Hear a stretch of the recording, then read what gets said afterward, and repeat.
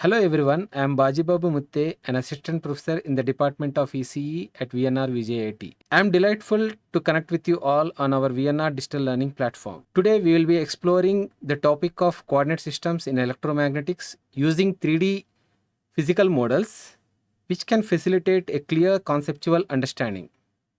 Before we begin with, let us look at the learning content of today's lecture. So first we will see that what are the various types of coordinate systems that are available, which are important for our analysis of electromagnetics. And when Cartesian coordinate system is available, in addition to that, why to learn the other coordinate systems which are cylindrical and spherical coordinate systems? We'll be seeing that. Next we'll see the Cartesian coordinate system, which is essential for understanding the physical structures which are having Cartesian symmetry. And we'll try to identify the various planes associated with that Cartesian coordinate system. And we'll be seeing a cylindrical coordinate system after that. This cylindrical coordinate system is helpful in dealing with the physical structures which are having cylindrical symmetry, like transmission lines, for example, a coaxial cable, or otherwise a wire, a cylindrical wire which consists of a cylindrical symmetry. And if you are interested in finding electric and magnetic fields around that, then this cylindrical wire is having a cylindrical symmetry, and we'll be seeing all these aspects actually in this cylindrical coordinate system. And next we'll be seeing with this spherical coordinate system at last, and which is the most important one, which is little complicated because of the curvedness, the amount of curvedness present in the given system. And this spherical coordinate system is especially useful in the analysis of antennas and also in the physical structures which are having spherical symmetry. Now that we have finished the roadmap of the learning content of today's session, we can enter into the first topic, which is types of coordinate systems. Though we have various types of coordinate systems that are available, but in the analysis of electromagnetics, we'll be using these three coordinate systems predominantly because of its wide importance, wide usage or importance. So Cartesian coordinate system, cylindrical coordinate system, and then spherical coordinate system. So when we are all very comfortable with Cartesian coordinate system, why to go for other coordinate systems? Let us have a look at this real life example. So if you take a tube light, which is radiating light in its vicinity. Now, if someone asked us to find the light intensity expression at a distant point, so what we can do is we can drop a perpendicular from the distant point onto the tube light, so as to make a 90 degrees line. So then, if you take this as the radius of the radius, and if you take that as the radius, and if you construct a cylinder around that, by taking that as a radius, then the problem of finding the light intensity expression becomes very easy. Because the tube light itself is cylindrical in nature, and we try to take the advantage of that. So next, when it comes to the aspect of an incandescent bulb, so except this backside part, the remaining part is spherical in nature. And if we have been asked to find the light intensity expression at a distant point P, then you can take this point at the center as the origin, and you can join these 2 points so that you can call this as radius R. And if you construct a sphere around it, though I am drawing a circle around this, but you could visualize it as a sphere. So now we could find the light intensity expression very easily because we have captured the symmetry present in the given problem. So that doesn't mean that these problems, that means the light intensity expressions derivation, can't be done in this Cartesian coordinate system. You can do, but you have to do with a lot of difficulty actually. So when we take advantage of the symmetry present in the given problem, then the problem becomes very simple. That's the reason we are going for other types of coordinate systems. Now, we make use of Google Maps in our day-to-day life, right? So Google Maps, how does it knows our location? Google Maps make use of GPS, which in turn makes use of latitudes and longitudes concept. Then what are latitudes? So while measuring the latitudes, we are taking this line, which is the equatorial line, okay, equatorial line, as the reference, and how far we are moving above the away from the equatorial line towards the north side, and how far we are moving towards the south side, we are expressing in the form of angular distances. So 10 degrees, 20 degrees, and all the way up to 90 degrees. Okay. And then this side 10 degrees, 20 degrees, all the way up to 90 degrees towards the south pole. Okay. So this one, and then what about the longitudes? You can see this animation, and in this one, you can see that this is the Greenwich meridian. We are taking this Greenwich meridian as a reference for measuring that longitudes. How far we are moving towards the east side, or how far we are moving towards the west side. Okay, so they are measured in terms of angular distances, all the way from 0 degrees, 10 degrees up to 180 degrees each side. Okay, and 180 degrees on the west side. Okay. So these longitudes and latitudes, this GIS, which stands for Geographic Information Systems, make use of these longitudes and latitudes. Okay. And these longitudes and latitudes, and then elevation, these are the three spherical variables which are used in to find the exact location on the surface of the earth. So these three latitudes and longitudes and elevation, these three will give us the exact location on the surface of the earth. Okay, not only on the surface of the earth, even when we move vertically upwards or otherwise downwards, okay, from the surface of the earth. Okay, for measuring the elevation, we are taking sea level as the reference. Now when it comes to the Cartesian coordinate system, which we are all familiar with since our lower classes, so we shall try to identify the various planes in that Cartesian coordinate system. Let us see, because identification of planes is not that easy, okay, for students. So let us see that this axis which is towards you is the positive x-axis, and this is positive y-axis, and this is positive z-axis. Now any point on this this front front plane, which is front side, which is visible to you. Okay, so let us take any point on this one. Okay, and what happens actually when we how can we recognize its plane? So wherever the point is there, you are dropping a perpendicular onto the xy plane. Okay, and after that, from that you are dropping a perpendicular onto the x-axis. And here all these points, for all these points, they will be meeting at this point only. Okay, so hence we can say that, let us say that this point is x1. Okay, hence we can say that this is x equal to x1 plane. Okay, exactly the backside of that plane. Okay, so exactly the backside of that plane, that is your x equal to 0 plane, because this plane is passing through the origin. Okay, so this is x equal to xy plane and x equal to 0 plane, and this is y is equal to y1 plane, and this is y is equal to 0 plane, and this is z equal to z1 plane, and then z equal to 0 plane. Okay, now you can see that one most important point. Okay, any point in any coordinate system, okay, this is a very generalized point and very important point. Okay, any point in any coordinate system is a point of intersection of three mutually orthogonal surfaces. Okay, now let us consider this point. This point is the point of intersection of x equal to x1 surface, y is equal to y1 surface, and z equal to z1 surface.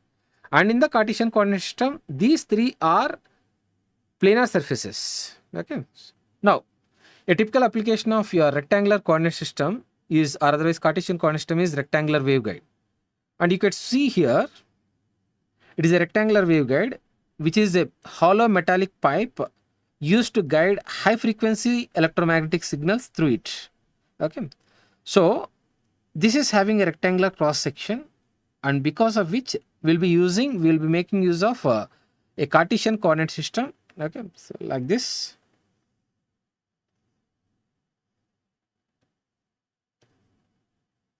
And when a wave is propagated inside it, then we'll be analyzing its electric and magnetic fields using that Cartesian coordinate system. Now, let's move on to the cylindrical coordinate system. And here there is a curvedness here. Okay, so there is a curved surface here, and because of which the complexity has been little increased actually. Okay, and how to form a cylinder? Let's take a rectangular sheet which is a planar sheet. Okay, and I am revolving this rectangular sheet from this position through 90 degrees and then 180 degrees, 270 degrees and 360 degrees.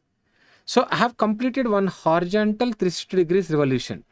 Okay, and in the process of it, I am creating one variable which is phi. Okay, which will be evident when we discuss this what this rho, phi and then z meant for. Okay, so let us see what is rho first. So here is a cylindrical coordinate system, three-dimensional model with the help of these three axes, x-axis and then y-axis and then z-axis. And let us see that any point which is in space, so imagine that this point is in space now. Okay, immediately in order to get rho, you need to drop a perpendicular from the point which is in space onto the z-axis, and that point, that distance will become the radius. Okay, so here I am showing 2D figure.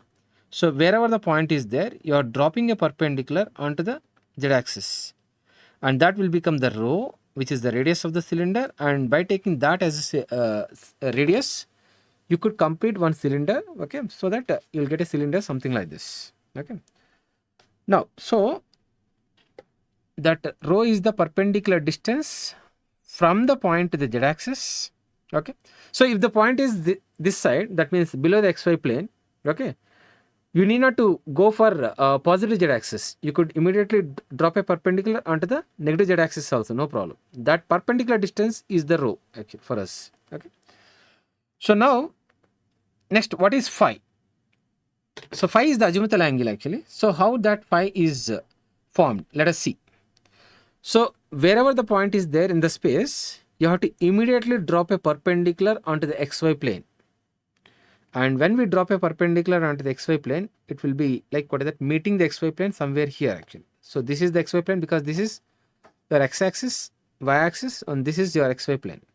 So this point is meeting xy plane somewhere here actually. Okay, so after that you are immediately joining that with the origin, and when we join that with the origin, we'll get a thing like this.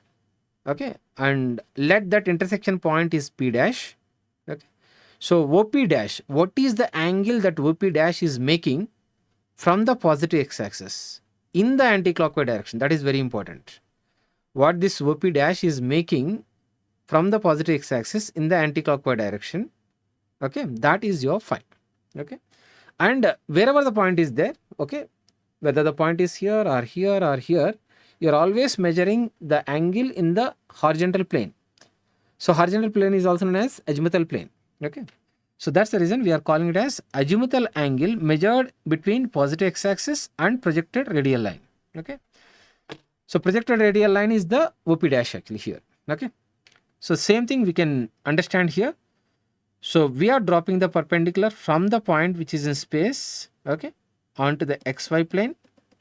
Okay, and it is intersecting the xy plane at point P dash, and let us join that OP dash, which is the projected radial line, and angle measured between positive x-axis and then OP dash will be the azimuthal angle, which is phi. Okay, and next one is z. Z is same as that of our Cartesian variable. So if the point is here, okay, so vertical height from the xy plane, from the horizontal xy plane, vertical height. So if the point is here, so the z coordinate will be positive, and if the point is here, the z coordinate will be negative, which is same as that of our Cartesian coordinate system. Okay, so having discussed them, now let us see what are the ranges of the rho, phi and then z variables. Since rho is the radius, so rho can never be, that is radius of the cylinder can never be negative. So that's the reason like it starts from 0 actually. So rho can be 0 also. Rho can be 0 also. Why? Like a cylinder, cylinder, if its radius is reduced to 0, then it becomes a line. It becomes a line. Okay. So line is having a cylindrical symmetry actually. Okay. Now phi. Just now we have seen that angle phi will be starting from here, and then like what that it is making a 360 degrees revolution actually. Okay. So that's why it is equal to 0, and it goes all the way up to 2 pi or 360 degrees. Okay. Simultaneously we can't keep equality symbol for here and then here. Only we can keep it equality symbol here. Okay, because any that 360 degrees again it will be equal to 0 degrees only. Okay, and z is same as that of our Cartesian variable, and which ranges from minus infinity to plus infinity. Okay. Now here also you could see that any point is the point of intersection of three mutually orthogonal surfaces. We have seen already with reference to the Cartesian coordinate system. Let us try to understand what are those three orthogonal surfaces in the cylindrical coordinate system. So let us see them. So first one is your rho is equal to constant surface, because at each and every point on this cylinder the radius is constant, so it is a curved surface which is rho is equal to constant surface. Now what about this surface?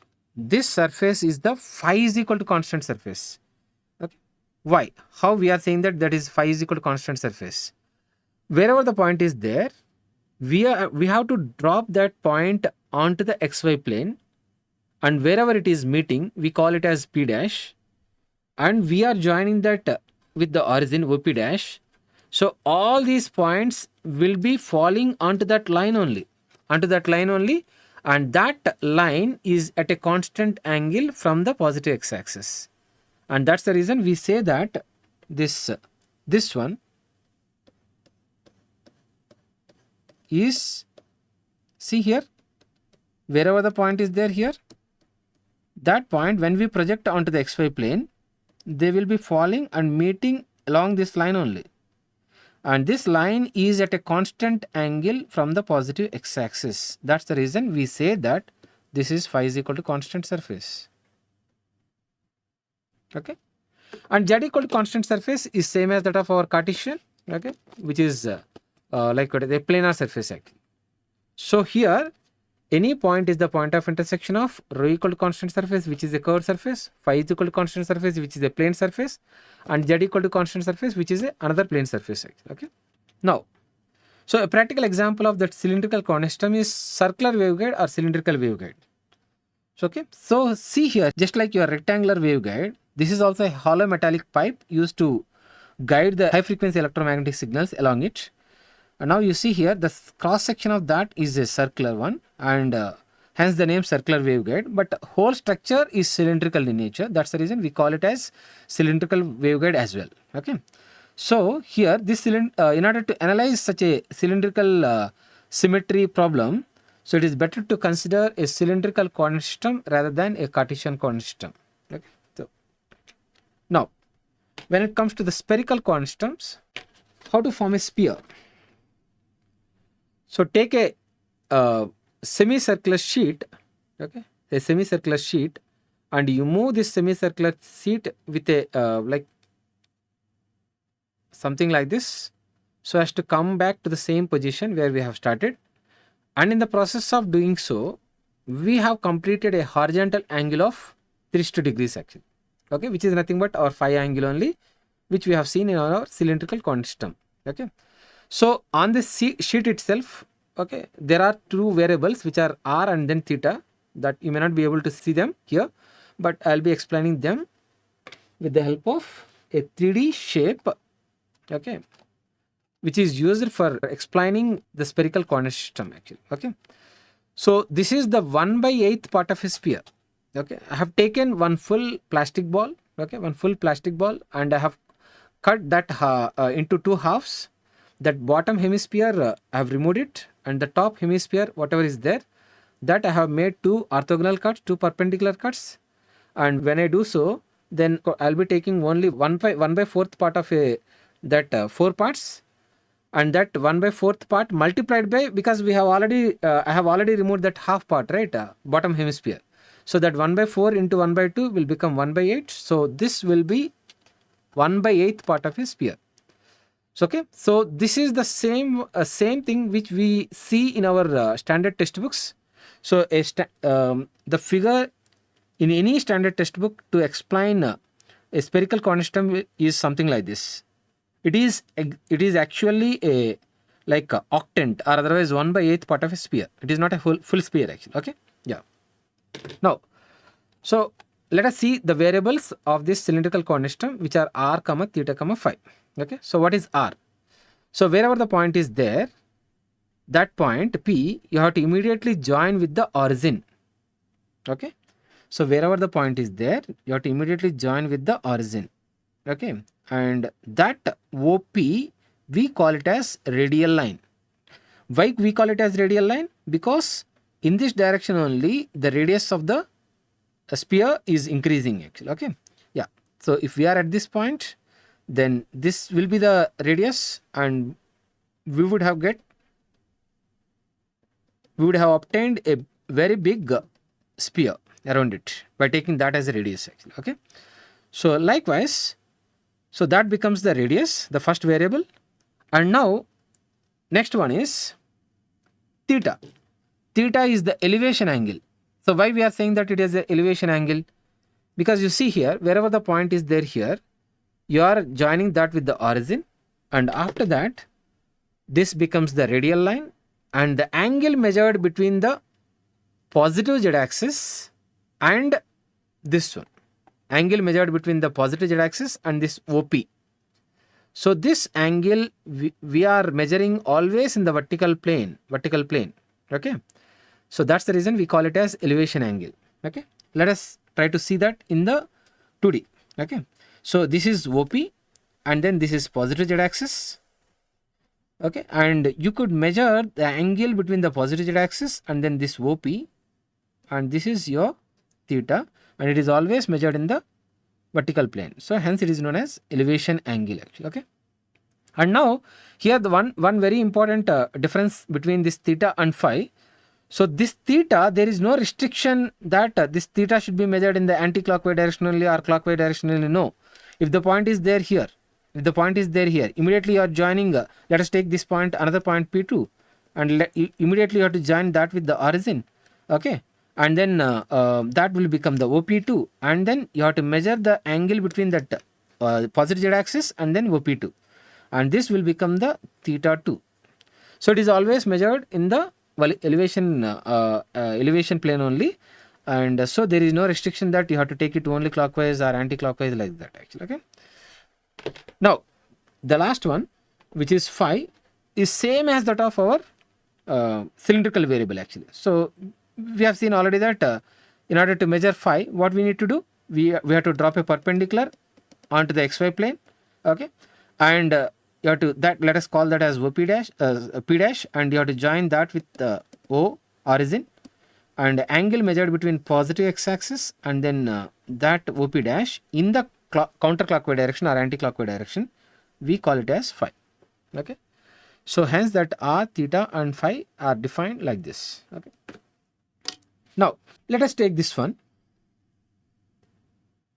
Again we are coming back to the same point, which is the most important one. So any point in the spherical coordinate system can be considered as the point of intersection of three mutually orthogonal surfaces. One is r equal to constant surface, which is a spherical surface, easy to identify, this one, spherical surface. Now what about the other one, which is phi is equal to constant? We have already seen that how this phi is equal to constant surface is a planar surface. And now last but not least, this is the theta is equal to constant surface. So how this will become the theta equal to constant surface? Let us see this one. Okay, so you could think of this as a positive z-axis, and wherever the point is there on this conical surface, for example the point is here, so you can't measure the angle between a line and a point. What we need to do, this is the P, and you have to immediately join that P with the origin. So this will be the OP, and angle should be measured between the positive z axis and then OP. So that is the theta, some theta equal to some theta 1 actually. Now if the point is here, you have to immediately join with the origin and angle measured. So wherever the point is there, you are getting the same angle actually for all these points. So that's the reason we can say that this is the conical surface, which is theta equal to constant surface, theta equal to some theta 1 surface. Okay, so this is that theta equal to constant surface. Okay, so here we can think of this, any point is the point of intersection of two curved surfaces. One is r equal to constant surface, another one is theta equal to constant surface, which is a conical surface, another curved surface, and phi is equal to constant surface, which is a planar surface. Okay. Now these are the animations showing that r equal to constant surface, okay, and then theta is equal to constant surface, which is a conical surface, and then phi is equal to constant surface. Okay. Now application of a spherical coordinate system. So if we take a point charge, so what is the symmetry of a point? Point is always having a spherical symmetry. Why? A sphere with some finite radius, if you decrease its radius, if you keep on decreasing the radius, finally in the limit it will become a point actually. So that's why like a point will always have a spherical symmetry. Okay, so that point charge, does it have electric field lines which are radiated in the cubical fashion? Definitely no, because a point charge will radiate uniformly in all directions. When it radiates uniformly in all directions, that forms a sphere. Okay, so that's the reason that a spherical surface is formed actually. Okay, something like this. Okay, an imaginary spherical surface is formed. Okay, so and we can derive the expression for electric field intensity from that point charge by forming a spherical coordinate system around it. Okay. Now, even if you take any antenna, okay, so I have already told you that in the analysis of antenna, spherical coordinate system is exclusively used. Why only spherical coordinate system? Why can't we use any other coordinate system in the analysis of antennas? See, irrespective of the shape of the antenna, okay, irrespective of the shape of the antenna, so you will always use the spherical coordinate system only in the analysis of antennas. Why is it so?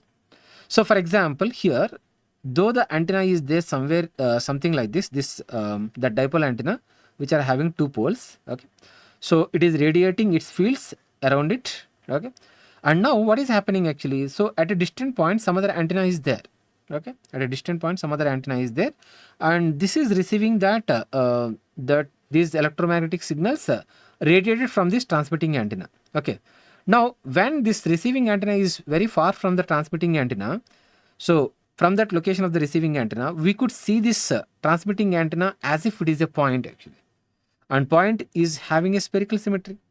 That's the reason, whatever may be the shape of that antenna, transmitting antenna, okay, when we are seeing the fields at a very distant point, you could always measure, you could always consider a spherical coordinate system around it, and that's the reason a spherical coordinate system is exclusively used in the analysis of like any type of antennas.